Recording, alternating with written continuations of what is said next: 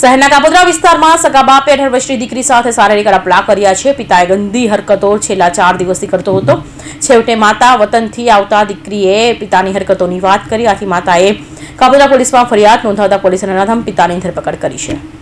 સુરતમાં પિતા પુત્રીના સંબંધે લાંછન લગાવતો કિસ્સો સામે આવ્યો છે, જેમાં કાપોદ્રા વિસ્તારમાં સગી દીકરીની છેડતી કરનાર પિતાની પોલીસે ધરપકડ કરી છે। દીકરીની માતા દ્વારા પોતાના પતિ સામે કાપોદ્રા પોલીસ સ્ટેશનમાં ફરિયાદ નોંધવામાં આવી હતી, જેમાં નરાધમ સીતારામ ગોંડલિયાએ પોતાની સગી દીકરી સાથે અડપલ્લા અને છેડતી કરી હતી। સીતારામ ગોંડલિયા દ્વારા 29 ઓક્ટોબરથી 1 નવેમ્બર દરમિયાન રાત્રિના સમયે દીકરીની એકલતાનો લાભ ઉઠાવી શારીરિક અડપલ્લા કર્યા હતા।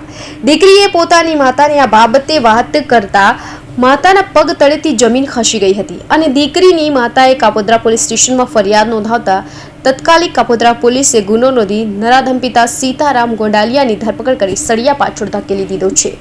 તારીખ 11/11/2024 રોજ કાપોદ્રા પોલીસ સ્ટેશન ખાતે એક છેડતીનો બનાવનો ગુનો રજીસ્ટર કરવામાં આવેલ।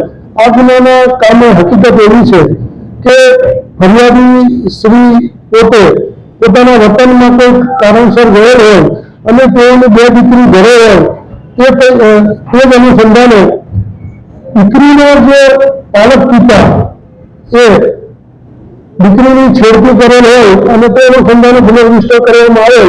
આ અનુસંધાને કાપોદ્રા પોલીસ સ્ટેશન ખાતે બીએનએસ કલમ 75(2) મુજબ ગુનો રજીસ્ટર કરવામાં આવેલ અને આગળની તપાસ પીએસઆઈ ડીકે રાઠોડ કરી રહેલ છે।